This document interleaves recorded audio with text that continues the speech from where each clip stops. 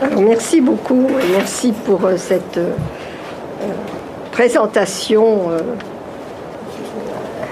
plus impressionnante que ma petite personne en réalité.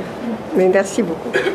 Alors, j'ai donc inauguré une collection chez Boréal avec Wajdi Watt, dirigée par Robert Lévesque, et mon livre s'appelle « Nous autres les autres ».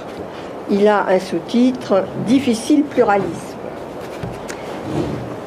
Et il a eu une réception tonitruante par un silence monstrueux.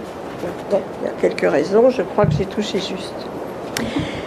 Il y a quelques années, avant même que j'aie fini la rédaction de Mégapolis, Robert Lévesque m'a contacté, me disant qu'il allait lancer une nouvelle collection chez Boréal, collection qui n'avait pas encore de nom à cette époque-là, qu'il voulait un peu polémique, en tous les cas combative, en tous les cas sortant des sentiers battus, et qu'il avait pensé à moi pour l'inaugurer. Il aimerait, me disait-il, il voudrait, me disait-il, quelques réflexions sur le Québec de ma part. J'étais perplexe car le Québec n'est pas ordinairement mon objet d'étude. Je travaille sur l'Allemagne, sur la mémoire, sur les identités comme on vous l'a présenté. Mais même si de temps à autre j'ai répondu à des invitations à des colloques universitaires sur quelques aspects du Québec, colloques qui sont en général toujours très mal passés. Je n'ai pas été lynchée, mais c'est parfois tout juste. Donc j'ai été rétive à répondre à son appel. Mais il insistait en soulignant que sa collection se voulait intergénérique, que ça pouvait être de la fiction, que ça pouvait être un essai, ça pouvait être personnel, ça pouvait être ce que je voulais, mais il y tenait. Finalement, je me suis prise au jeu. Et en même temps que je terminais Mégapolis, j'ai commencé à jeter sur le papier. La vieille manière, moi je jette sur le papier, je jette pas sur le clavier, je jette sur le papier. Quelques notes concernant ce qui m'entourait. J'ai toujours été très attentive aux discours politiques et médiatiques au Québec, même si ça n'était pas mon objet d'analyse. Donc à jeter sur le papier quelques notes concernant l'avant, l'après Commission Bouchard-Taylor, essayant de préciser mes idées sur un nous, parce que c'était ça qui m'intéressait, un nous qui se cherchait et que j'ai appelé la ronde des nous. Alors le livre se compose de 4 parties, une introduction générale qui est plus qu'une introduction, qui est à elle seule une partie, puis alors cette ronde des nous qui traque le discours social, l'argumentation des médias et discours politiques durant 2 ans, disons, autour de la commission Bouchard-Taylor, un peu avant, un peu après. Une autre est consacrée, ça c'est plus mon domaine de spécialité, à la façon dont le passé est perpétuellement instrumentalisé ici, que ce soit au niveau des commémorations ou au niveau de certaines tâches sombres non encore résolues ou digérées, comme les années 30-40. Elle s'intitule, cette partie, « Usages et mésusages du passé ». Je n'en retiendrai qu'un tout petit aspect, vous renvoyant à cette partie dans le livre. Une autre, enfin, traite de Montréal comme espérance, parce que j'aime beaucoup Montréal, et revient sur l'itinéraire de la revue Vice Versa, de laquelle j'ai été partie prenante dans les années 80, et sur les destinées de ce qu'on avait appelé à l'époque l'écriture migrante, terme presque oublié, mais qui a été très important dans les milieux culturels, littéraires et autres ici, dont La Québécoite, ce roman publié en 83, avait été une des œuvres emblématiques. Je ne peux pas vous dire le nombre de thèses qu'on a écrites sur cette malheureuse Québécoite, justement, qui continue à se taire tellement elle est coite, mais autour d'elle, il y a eu énormément de bruit, et elle a été rééditée en livre de poche, etc. Alors, je vais commencer par la présentation de cette introduction rapidement, mais elle est quand même importante. Je ne peux pas même si elle est très personnelle, je ne peux pas en faire l'économie. Dans Esquisse pour une auto-analyse, écrit peu avant sa mort, Pierre Bourdieu cherche à utiliser l'ensemble des méthodes qui balisent son œuvre pour analyser un objet singulier lui-même. Il cherche à rendre compte des complexes et multitudes de déterminations, rencontres, apparents hasards ou vrais hasards, qui l'ont mené au Collège de France à travers un long parcours intellectuel, institutionnel. Lui, l'enfant du Béarn, qui n'avait pas été programmé au départ pour un si brillant destin. Alors dans cette partie, je m'en inspire pour tenter d'expliquer, ou de m'expliquer à moi-même, pourquoi quelque chose n'a pas marché dans mes années Québec, mes plus de 30 années Québec. Pourquoi il me semble que je n'ai pas pu m'épanouir pleinement. Quelles sont donc l'ensemble des déterminations qui ont conduit à un certain blocage, qui ont fait que je ne me suis jamais sentie chez moi au Québec. Cet écheveau complexe de causalités diverses sera par définition incomplet, incertain, extrêmement précaire. Mais cet exercice m'a semblé indispensable et je m'y suis livrée dans le livre avec tout le sérieux qu'une auto-analyse requiert. Donc, je vais aller très vite, c'est très personnel, mais je crois que ça balise le propos pour les choses plus objectives de l'analyse du discours politique qui suivra. Premier élément, tout bêtement, mon arrivée tardive. On change de pays, il faut arriver tôt. J'avais 35 ans, j'étais, comme on dit familièrement, une femme faite, mariée, divorcée de fraîche date, mais mariée, mère de famille et titulaire de l'enseignement supérieur avec mon poste à Paris 10 Nanterre. Donc j'étais bien installée, si vous voulez, dans la vie comme dans l'institution universitaire. J'avais publié 2 livres, dont ma thèse sur la Bourgogne à la veille de la Révolution, et puis Histoire et linguistique, qui avait été à sa petite échelle un best-seller. Arrivé ici, pour des raisons, on verra dans la discussion, je n'y étends pas, c'est pas une autobiographie dont je parle. Arrivé ici, tout m'était étranger. Des boutons de porte à une fête du travail déportée du 1er mai en septembre, ce qui pour moi était quelque chose d'absolument inouï. Et je restais perplexe devant ce drapeau à fleur de lys, qui pour la jacobine que j'étais, ne pouvait signifier que la France catholique et royale de l'Ancien Régime. Pire, le combat des légitimistes puis des catholiques contre la République. Pire encore, l'action française, l'extrême droite, tout ce qui avait conspiré contre la République, tout ce que je détestais et contre lequel je luttais depuis longtemps.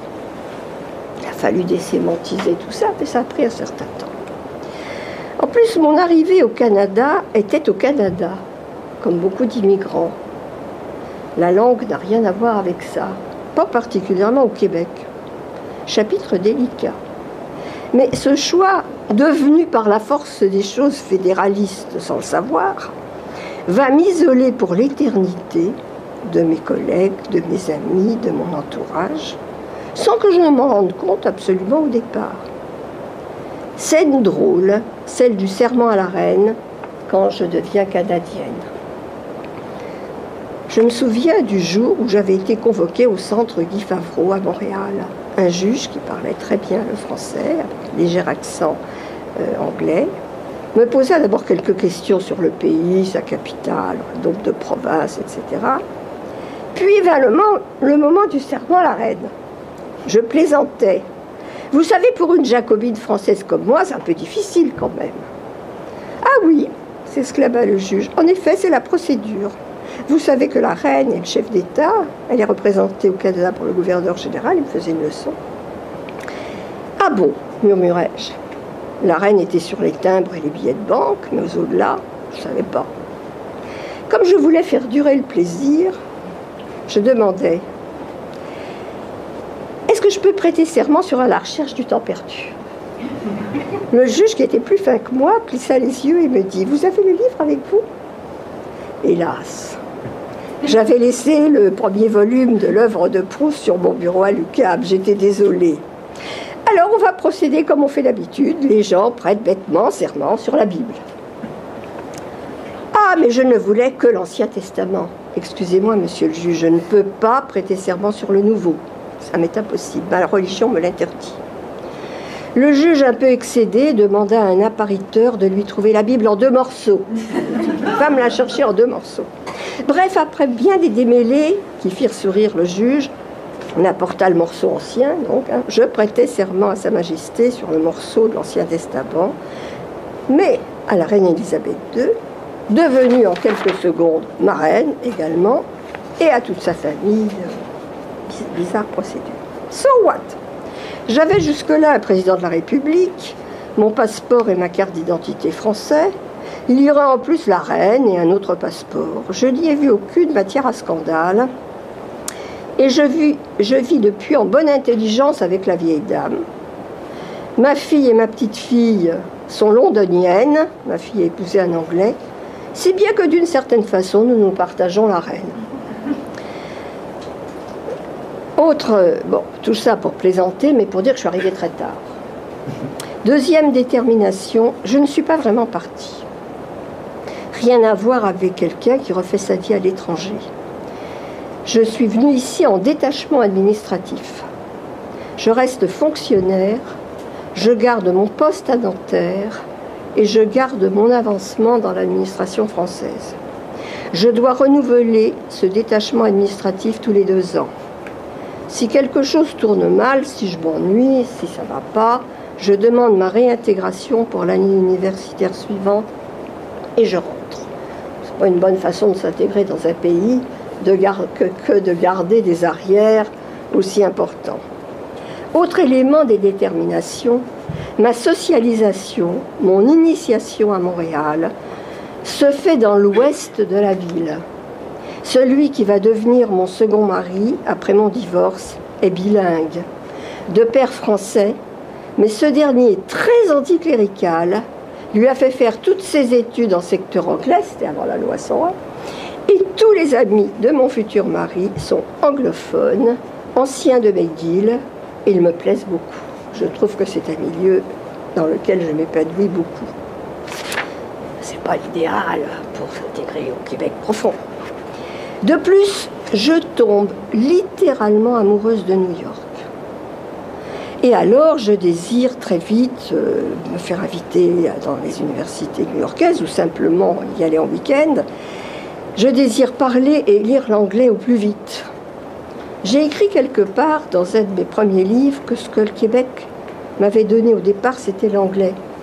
L'amour de l'anglais. Je crois que je me suis fait détester tout de suite. Il n'y avait pas d'humour de ma part, ni de 2e degré, c'était bêtement autobiographie. Mais je n'ai pas compris que ce n'était pas quelque chose qu'il ne fallait pas dire. Autre détermination plus lourde, la judéité, la guerre, le nationalisme.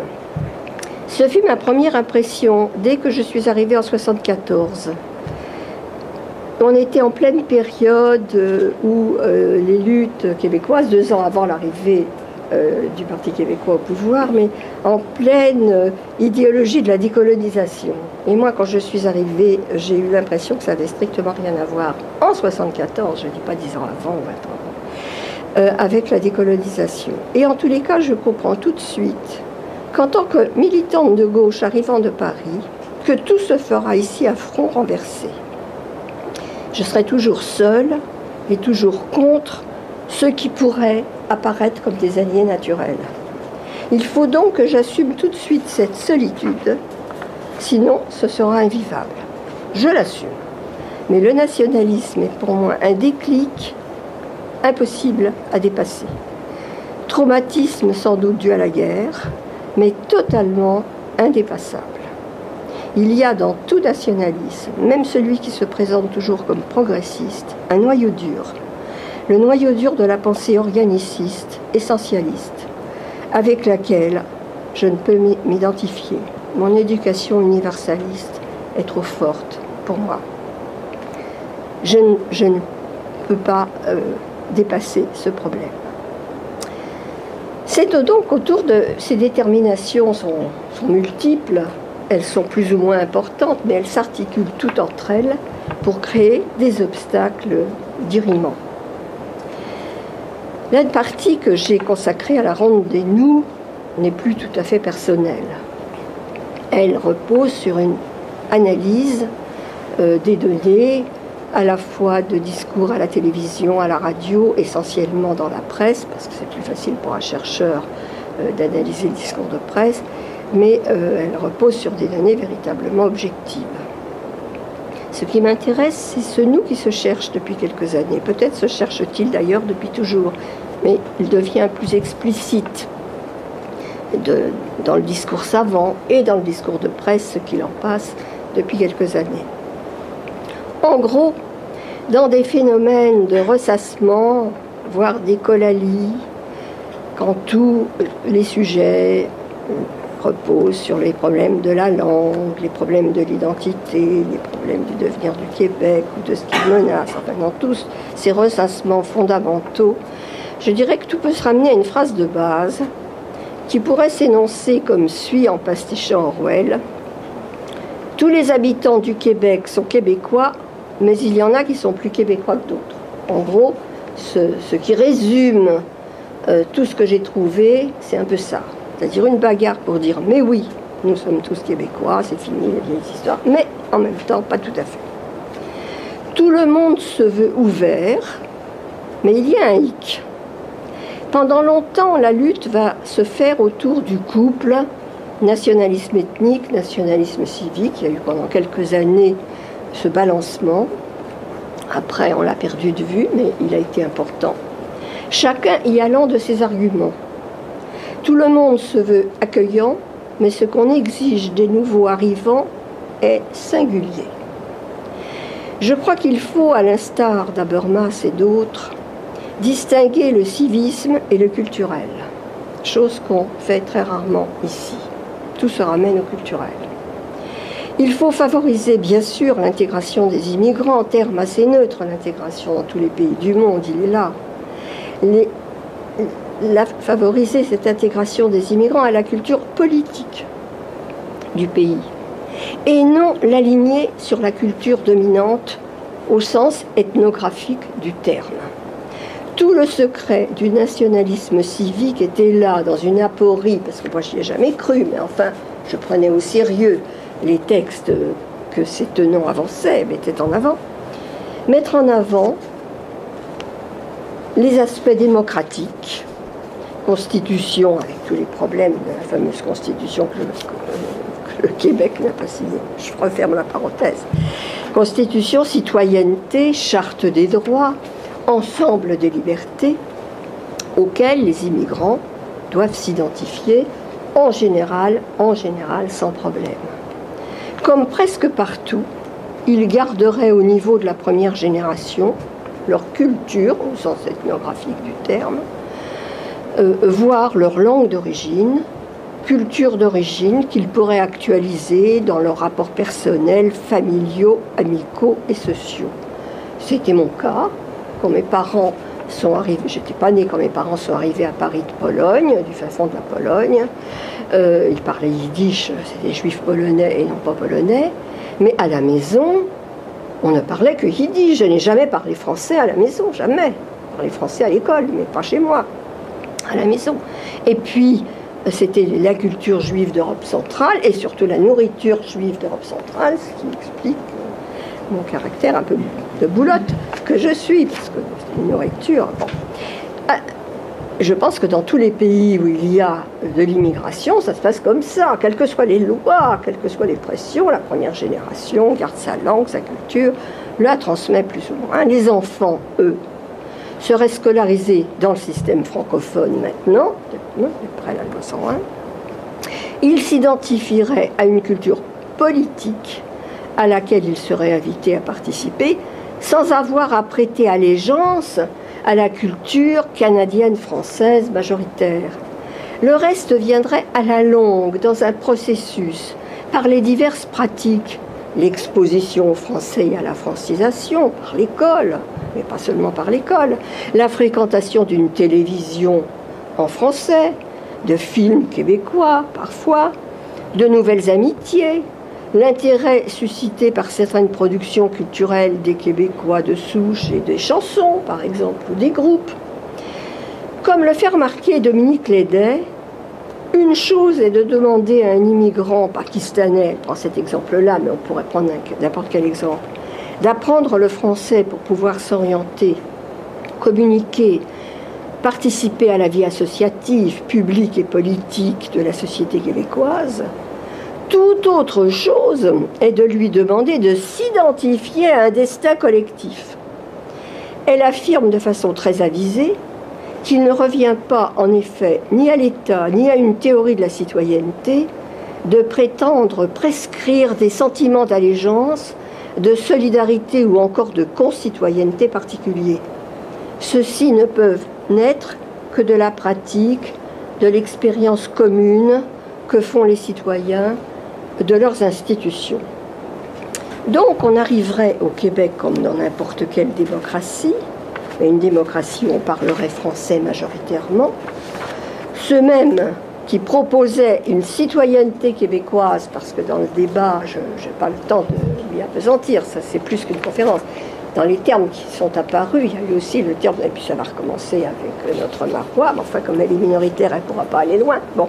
Ceux qui proposaient une citoyenneté québécoise affirmaient que la langue deviendrait l'espace public propre au débat national et social auquel tout un chacun serait convié.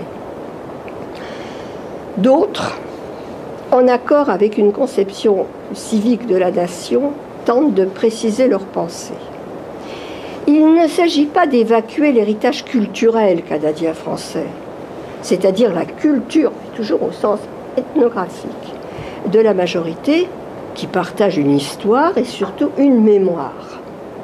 Gérard Bouchard, qui vient d'ailleurs de sortir il y a 2 jours un nouveau livre sur l'interculturalisme, j'ai écrit ça avant, mais j'ai suivi tout ce qu'il a écrit, Gérard Bouchard convient que la seule pratique de la langue commune ne saurait fonder une identité et une culture nationale. Et la preuve, c'est que j'ai la langue commune et puis ça ne marche pas. Bon. Donc, la langue commune ne saurait fonder une identité et une culture nationale. Mais il propose de voir les choses, lui aussi, comme Lédet, dans une perspective dynamique, dans un processus. La langue commune est le point de départ. Elle est la condition de possibilité d'interactions multiples, d'expériences communes qui laisseront leurs traces et mettront en œuvre une dynamique nouvelle. Je cite, « La culture québécoise dont il est question ici sera faite de la conjugaison en français, de la mosaïque actuelle, d'où émergera à la longue une nouvelle configuration collective. » Fin de citation. Dans un article qui avait fait beaucoup de bruit, Gérard Bouchard, il y a quelques années, je crois qu'il ferait plus ça aujourd'hui, opposant l'image de la greffe à celle de la souche, vous vous en souvenez peut-être, invitait à, je cite, tous ensemble jeter les souches au prochain feu de la Saint-Jean. Pourquoi pas? Avec l'espoir raisonnable qu'à la longue, il pourrait naître de ces cendres, parmi quelques inévitables bleuets, une espèce renouvelée, enrichie comme il arrive parfois. Vous ne pouvez pas imaginer les torrents qui se sont déversés sur le malheureux Bouchard quand il a parlé de ce bûcher de la Saint-Jean. C'est un des grands plaisirs de ma recherche que d'avoir constitué un dossier sur tout ce qui lui est arrivé. Mais je pense qu'elle est un peu traumatisée. Il fait marche arrière, il ne veut plus brûler quoi que ce soit. Bon, il y aura toujours... Alors, il y aura toujours à se défendre, Gérard Bouchard aura toujours à se défendre de prôner le multiculturalisme.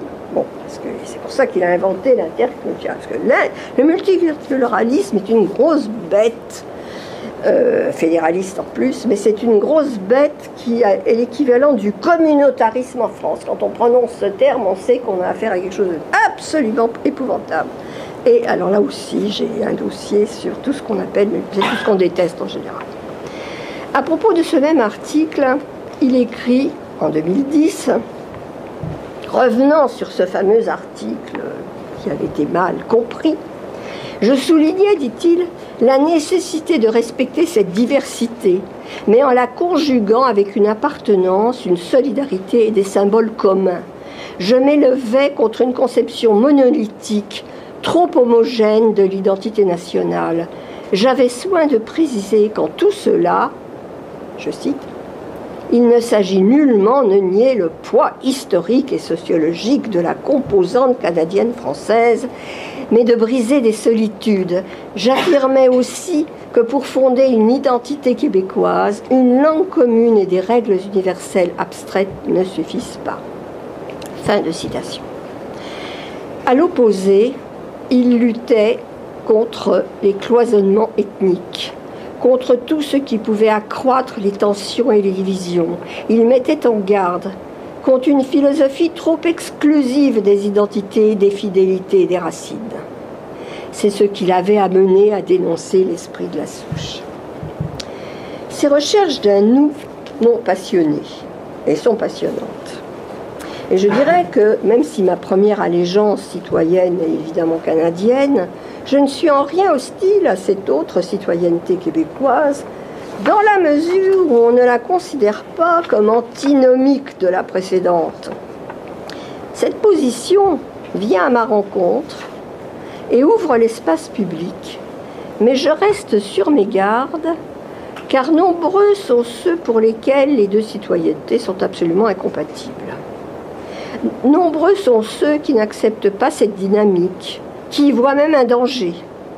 Pourquoi vouloir l'indépendance ici pour constituer un Canada en petit, une espèce de Québec voué aux chartes des droits et oublieux de l'héritage historique de la nation, laquelle est une essence constituée de longue date et ne peut pas voguer sans péril au gré des vents du pluralisme. Ils sont nombreux à tenir ces discours, très nombreux, ceux que j'ai appelés les modernes aèdes. Ils nous expliquent que depuis les années 80, dans la mélancolie qui suivit la défaite du premier référendum, le Québec a cédé à la mode postmoderne du pluralisme, du respect de l'altérité, du cosmopolitisme, de la diversité et du politically correct. Il n'y en avait plus que pour les autres. L'intelligentsia québécoise avait simplement oublié qui elle était, d'où elle venait, quel était son projet politique. On avait fait disparaître le nous originel, cœur et cœur, avec un H, de la nation. On s'était comme éclipsé de la scène, éclipsé de nous-mêmes, englué dans une confiture de bons sentiments. On avait cédé en outre au chant des sirènes de la judiciarisation de la scène publique et abandonné notre bon vouloir politique au mirage des chartes de droit et liberté, c'est-à-dire à l'empire des tribunaux. Qu'en est-il de nous-mêmes, se demande Serge Quentin en 1999. Se fondant sur un article de Jacques Beauchemin qui fustigeait la façon dont les antinationalistes avaient fini par culpabiliser le nationalisme québécois, il s'interroge, je cite Quentin. Comment nos clercs universitaires en sont-ils arrivés là, à se voir avec les yeux des autres? Comment ont-ils pu, sous prétexte d'ouverture aux autres, adopter le point de vue des autres sur nous-mêmes, tout en cherchant à nous faire croire et à se convaincre eux-mêmes à grand renfort d'argustie que les autres sont avec nous, alors qu'ils sont pour la plupart disposés à l'être avec nous, qu'à condition que nous renoncions à devenir nous-mêmes et que la majorité francophone abandonne son projet d'indépendance politique. Fin de citation. Ce paragraphe de Quentin est une machine de guerre qui postule le perpétuel antagonisme entre nous, Québécois de souche, et les autres. Alors je me suis demandé, quels autres? Tous les autres. Les autochtones, mais il est vrai qu'eux n'ont pas voix au chapitre, donc ils ne pèsent pas lourd, on peut les expédier assez vite. Les anglophones, ça bien sûr, les imitent toujours. Les immigrants, et même la minorité des francophones qui ne se reconnaît pas dans le projet indépendantiste. Donc ça fait beaucoup d'autres. On finit, poursuit-il, par se voir comme les autres nous voient, comme des xénophobes, des intolérants, voire des racistes. C'est dessiné au cordeau, nous-mêmes et les autres. Or, les autres, d'après lui, semble avoir réussi à nous déstabiliser et à nous culpabiliser. Quentin a peut-être une position extrême, mais il n'est pas le seul dans ce discours. Même Jean-François Lisée, qui est maintenant destiné à des positions très hautes, dans son livre sur nous, il va d'un couplet absolument similaire. Cette majorité inquiète est aux prises avec une conjoncture paradoxale. Elle vit dans une société que Jacques Beauchemin qualifie de société des identités. Le tissu social se fragmente sous des revendications identitaires multiformes. Là encore, nous dit-il, c'est au cours des années 80-90 que l'on voit se multiplier des identités, des demandes de reconnaissance, le droit à la différence, qui peut déboucher évidemment sur la concurrence des mémoires. En face de la fragmentation de l'espace public, on va mettre en avant ce national, mais le national, tant qu'il n'est pas national, il est provincial. Je suis détestée quand j'ai fait remarquer que l'Assemblée nationale n'était que législative, malgré la volonté d'en faire autre chose. On va s'attaquer au multiculturalisme. Et non, le chapitre s'appelle « Le multiculturalisme, voilà l'ennemi ». Alors, je n'y insiste pas, c'est une grande discussion dans tous les pays du monde, que ce soit en Allemagne. J'ai beaucoup plus étudié l'Allemagne qu'autre chose, parce que Merkel a fait une sortie il n'y a pas longtemps en disant ça n'a pas marché. Bon, elle appelle multiculturalisme n'importe quoi. Je laisse cela pour le moment. J'y reviendrai dans la discussion au besoin. La bataille est donc féroce et tourne toujours autour de mots pivots. Pluralisme, interculturalisme, multiculturalisme ou laïcité. Cette laïcité, c'est curieux d'ailleurs. Il était curieux de voir arriver la laïcité dans les discussions de la commission Bouchard-Taylor, dans la mesure où elle n'était là dans la commission, je parle dans la commission, que pour désigner ces malheureuses qui portaient le voile, qui n'étaient donc pas dans la laïcité, mais quand il s'est agi dans leur rapport d'enlever le crucifix de l'Assemblée nationale, il a été déclaré immédiatement patrimonial et à l'unanimité des présents à l'Assemblée, on a décidé de le garder. Alors tout ça, évidemment, est éminemment comique, mais c'est comme ça que le débat a lieu. Néanmoins, à travers tous ces mots, tous ces accrochages, toutes ces vitupérations, quelque chose se cherche qui est important. Dans la confusion, dans ce Québec de la première décennie du XXIe siècle, au-delà des définitions qui sont toujours ambiguës et toutes piégées, je dirais que quelqu'un comme Jocelyn Letourneau, qui n'a pas pu être parmi nous, mais je le regrette beaucoup parce qu'il m'a beaucoup inspiré, change totalement de terrain, mais il est à peu près seul de son acabit dans l'ensemble du discours que j'ai analysé, avec son image de l'oscillation identitaire à la Calder, ses identités de passage mouvantes, en prenant, mais je vais y revenir, Montréal comme modèle, comme laboratoire. Mais ce pauvre Letourneau, dès qu'il écrit quelque chose, se fait immédiatement taxer de traître. Parce que je ne peux pas, moi, parce que comme je ne suis pas québécoise, on peut me dire que je suis traître. Mais lui, c'est un véritable traître. J'ai aussi un beau dossier sur ces appellations. Si les choses bougent, ce n'est pas dans le discours social qu'on peut noter ces bouger. Le discours social qui laisse quasiment pas de place à la dissidence. Et pourtant, la société québécoise ne ressemble en rien au discours social des intellectuels et des médias.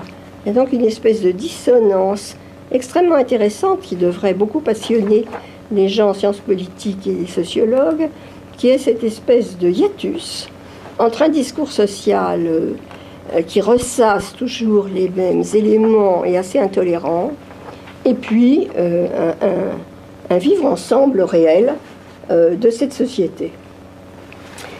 Quant au passé, autre chapitre, Je n'évoquerai ici que le problème des commémorations, parce qu'il est drôle. Le problème des années 30 est un problème lourd, je vous y renvoie dans le livre, mais le problème des commémorations m'a beaucoup intéressée et amusée. En tant qu'historienne, je reste souvent ébahie par ces querelles permanentes d'interprétation d'un passé que l'on convoque à tout bout de champ. Je me souviens du référendum de 80, qui était où tous les héros de la geste québécoise, on se demandait comment ils auraient voté. Alors, ça pouvait aller de dollars des Ormeaux à je ne sais plus qui, mais est-ce qu'ils auraient voté oui? Grosse discussion pour savoir si oui, si non. Alors, cela me rappelle cette vieille histoire, ce qui se passe ici à propos du passé et des commémorations, cette vieille histoire de deux dissidents soviétiques qui discutent ensemble. Le premier se sent découragé devant ce passé triste à pleurer et l'avenir fort incertain. Tu n'y es pas, lui dit son ami. L'avenir est tout tracé ici, il est forcément radieux. Mais c'est le passé qui pose le problème. Le passé est totalement imprévisible. Alors c'est un peu ça, on est en face d'un passé totalement imprévisible qui se réajuste en fonction des moments. Que n'a-t-on raconté à propos des fêtes du 400e anniversaire, de l'arrivée de Champlain et de cette tentative de reconstituer, après l'idée loufoque qui avait été de reconstituer la bataille des plaines d'Abraham. Alors, on a parlé de kidnapper l'histoire, d'un détournement, d'un complot d'Ottawa pour canadianiser Champlain. Partout au Québec, on a attaqué les célébrations du 400e de la Fondation Québec comme ayant chassé l'histoire. C'était fatal à l'ère de la communication généralisée du spectacle. La mémoire, c'est comme pétrifiée. Comment rendre compte de cette amnésie, mais amnésie bavarde, sonore? Comment narrer quelque chose qui touche à l'histoire sans rejouer les grands récits devenus inaudibles ou illisibles? Et tout d'un coup, j'ai pensé qu'on aurait bien besoin à une réflexion sur les contre-monuments comme celle de Jochen Gertz, celle qu'il a développée. Jochen Gertz est né à Berlin en 1940, le pauvre, tout un programme. Il est donc allemand et né quasiment avec la guerre. Il est installé à Paris et va souvent à Berlin et a longtemps vécu à Vancouver. En juillet 1996, vous allez voir pourquoi je fais ce détour, a été inauguré en Dordogne le monument vivant de Biron, que Gertz a réalisé dans le cadre de la commande publique, lui a demandé, en remplacement du monument aux morts de la commune qui tombait en lambeaux. Donc on a demandé à un Allemand de remplacer.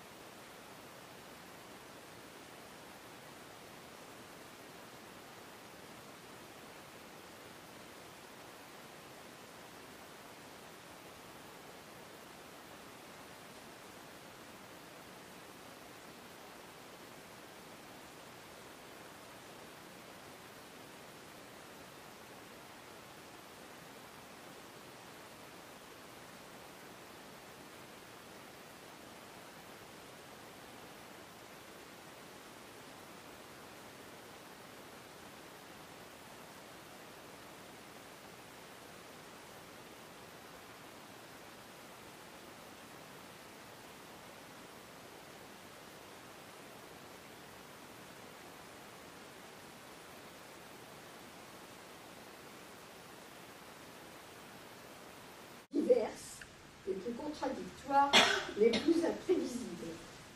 Chaque réponse sera résumée en quelques phrases et gravée sur une petite plaque, anonymement, que l'artiste pose sur l'herbe autour du monument, puis les plaques seront apposées sur la colonne. Le nouveau monument aux morts sera constitué d'un ensemble de plaques avec une ou deux phrases qui sont autant de réponses à cette question. Et toute personne qui s'installe au village sera confrontée à la même question. Et chaque réponse devra être ajoutée au monument. Évidemment, quand il y en aura trop, on enlèvera les plus anciennes pour que les nouvelles puissent être apposées au monument. Les plaques seront donc changées à tour de rôle. Les réponses varieront sans doute parce qu'on pourra mesurer l'évolution des réponses avec le temps.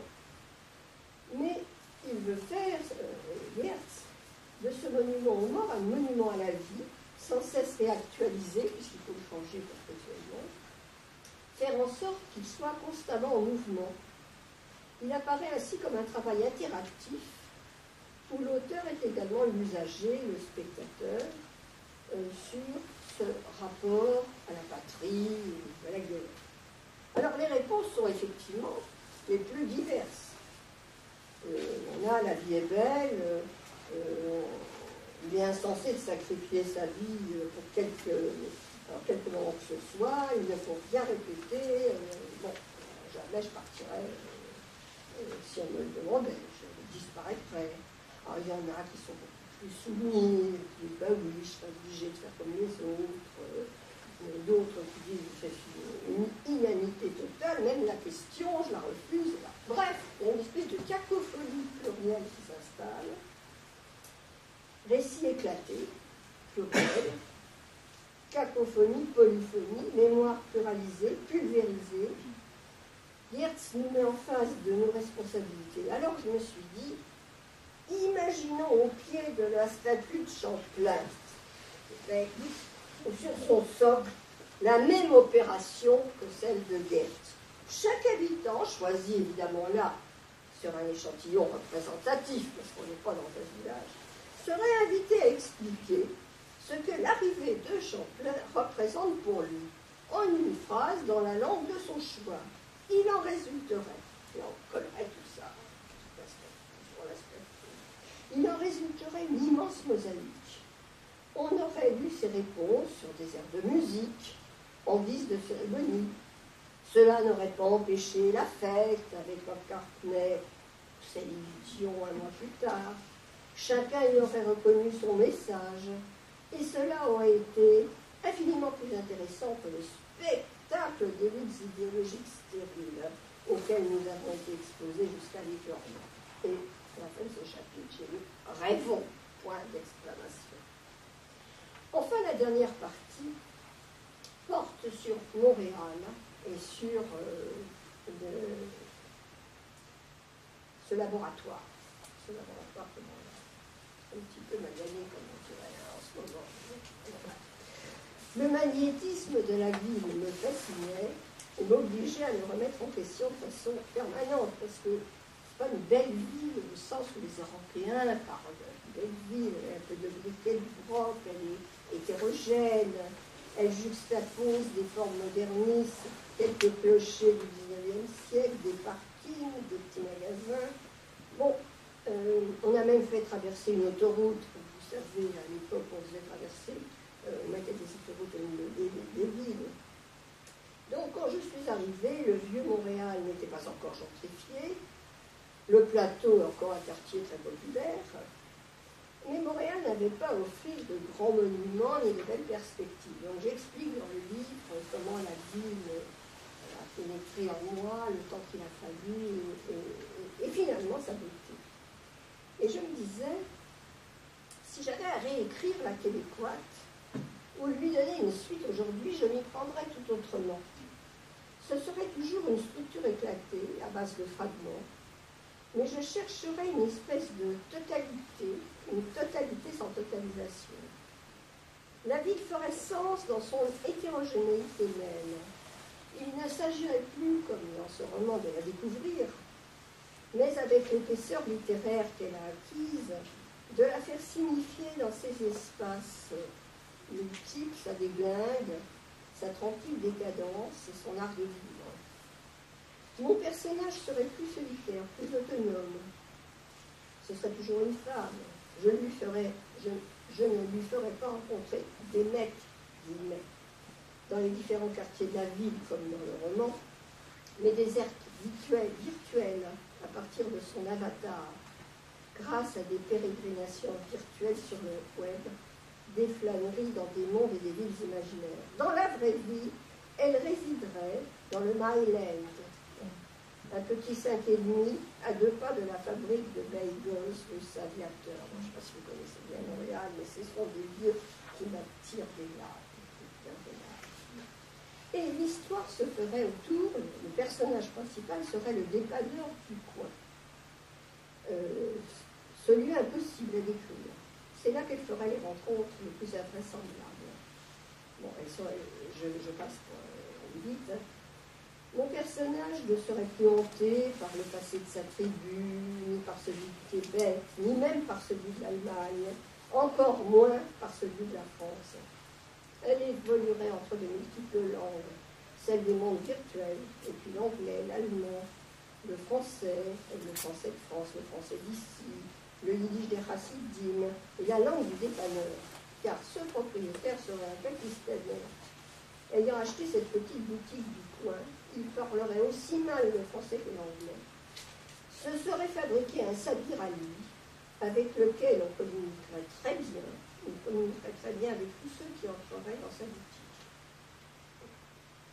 Elle qui serait traductrice dans le roman, se serait même inspirée de ce sabir pour un certain nombre de traductions.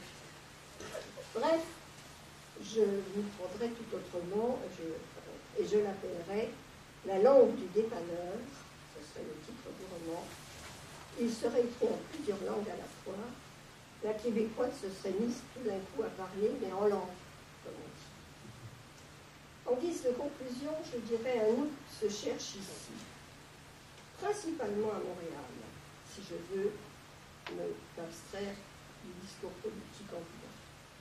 Un nous transverse, qui renoue avec notre projet de vice-versa d'autrefois. Il est parfois à l'attaque et on a l'impression que le Québec est en train de changer et j'ai alors le sentiment que j'en suis totalement partie prenante. Mais ce nous, souvent, passe à l'arrière-plan, vaincu temporairement par un nous plus régressif qui n'a pas encore pris la mesure des changements à l'échelle internationale, canadienne et québécoise. Les événements que j'ai suivis ces dernières années montrent qu'après le référendum de 1995, la lutte entre ces nous, cette ronde des nous, s'est encore exacerbée. Pourtant, Montréal, la ville métissée, polyphonique, cacophonique, donne peut-être l'exemple d'autre chose. Montréalissime, comme du temps des villes-États, du temps de Venise, la Sérénissime. La ville de la diversité, qui fait signe vers ce nous à la recherche duquel je suis partie dans l'aventure de ce livre. Ce nous n'était-il pas inscrit dans le rapport Bouchard-Taylor? Reprenons, je cite. Les membres du groupe ethno-culturel majoritaire, tout comme les membres des minorités, acceptent que leur culture, les traditions, les référents identitaires soient transformés à plus ou moins long terme par les interactions que suppose ce régime interactif. C'est cette condition qui rend possible l'évolution de l'identité québécoise. Ce nous n'était-il pas visé par ces réflexions lumineuses de Jocelyn Vittorio lorsqu'il écrivait récemment que Montréal est un laboratoire de l'interculturalité, lieu de passage identitaire.